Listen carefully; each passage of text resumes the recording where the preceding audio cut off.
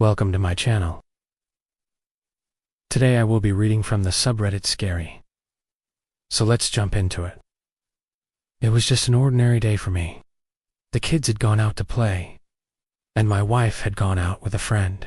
For some reason I had to stay at home alone for a while. I'm usually okay with this kind of thing.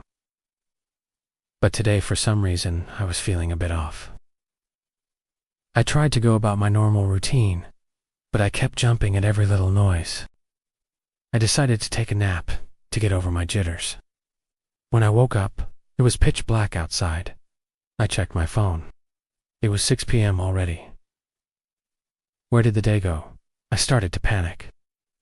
What if something happened to my wife or the kids?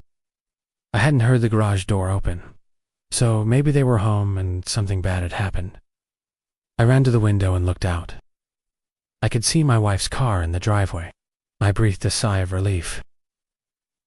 They were okay. I looked around the house to make sure everything was okay. I went to each room and checked the doorknobs to make sure they were locked. Then I went downstairs and checked the back door. That's when I saw it. The door was slightly ajar. I remembered leaving the door wide open earlier in the day, when I took the trash out. But now someone had clearly pushed the door open and left it like that. I don't know why, but that really freaked me out. I didn't want to believe that anyone would try to break into my house, especially not at this time of day. But what if it was an inside job? Maybe one of the kids had brought someone home from school, and they were hiding somewhere in the house right now. I tried to calm myself down and think rationally. My wife would never let the kids bring anyone home from school, and even if they did, she would have been home before now.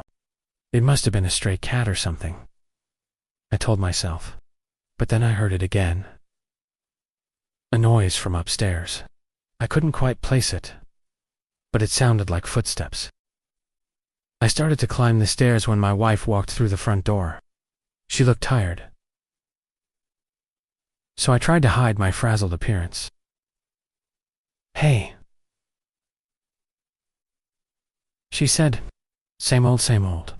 I tried to sound casual, but I could feel my heart racing.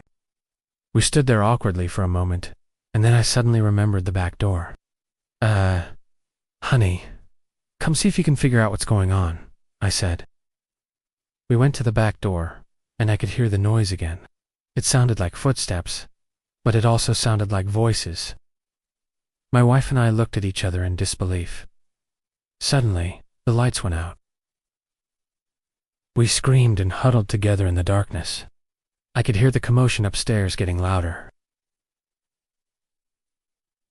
Then we heard a crash. Whatever was up there had fallen over something. My wife and I grabbed some heavy objects to defend ourselves with. We slowly started to walk upstairs, making lots of noise to scare whatever was in there. As we climbed the stairs, once we got to the top of the stairs, we could see two doors at the end of the hallway. One of the doors led to our bedroom, and the other one led to our daughter's room. We could see that the door to our daughter's room was slightly open. We exchanged a worried look and slowly approached the door. My wife knocked on the door. She called out. There was no reply. My wife slowly opened the door and peeked inside. She gasped and screamed. "What the?"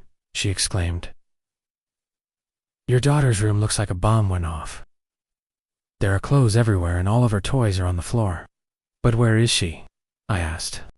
My wife and I started to search the room frantically, but we couldn't find our daughter anywhere. We called her name, but there was no answer. We checked under the bed and in the closet, but she was nowhere to be found. Suddenly, my wife noticed something. In the corner of the room, there was a small opening where the wall had partially collapsed. "My daughter must have been playing here," my wife said. Relief washed over me. Then I noticed something strange. The hole in the wall wasn't there before. My wife and I looked at each other in disbelief. We knew that we had to do something, but what? I didn't want to call the police yet. I didn't want them to think that we were crazy. But what if my daughter really was in danger? What if whoever had taken her had already hurt her? I don't know how long we stood there arguing, but eventually we decided to call the police. When they arrived, my wife and I explained what had happened. The officers searched the house and the surrounding area, but they couldn't find our daughter. We spent the next few hours at the police station, giving them any information we could think of, but it was no use. That night, we stayed at the police station. We couldn't bear to go home without our daughter. As the days turned into weeks, our hope of finding her alive began to fade. But we never gave up. Every morning we would wake up before sunrise and go over every detail of our daughter's disappearance. We put up missing persons posters all over town, and we begged the media to cover our daughter's story, but it was all to no avail. 1 year after our daughter's disappearance, we were still no closer to finding her. We had lost hope. Then one day, a detective contacted us. He said that they had finally caught a break in the case. They had found some new evidence that would hopefully lead them to our daughter. We clung onto his words like a life raft. Could this be it? Could we finally find our daughter? We waited anxiously for the detective to continue, but he just hung up the phone. We stared at each other in disbelief.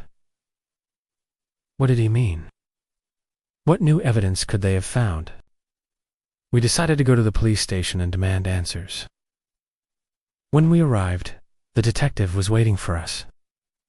He explained that they had found some DNA evidence in our daughter's room, and when they compared it to a national database, they found a match. The DNA belonged to a man who had been convicted of kidnapping a child. The detective told us that the man was currently serving a life sentence in prison. But when they questioned him about our daughter, he denied everything. He said that he had nothing to do with our daughter's disappearance. But the detective wasn't buying it. He believed that the man was guilty and that he would eventually confess. So we waited and waited, but the man never confessed. And years turned into decades. We never gave up hope that we always believed that our daughter was out there somewhere and that one day we would find her. One day, in 2019, almost 40 years after our daughter's disappearance, the man finally confessed. He told the police where he had hidden our daughter's body. We were overjoyed. Finally, we would be able to lay our daughter to rest.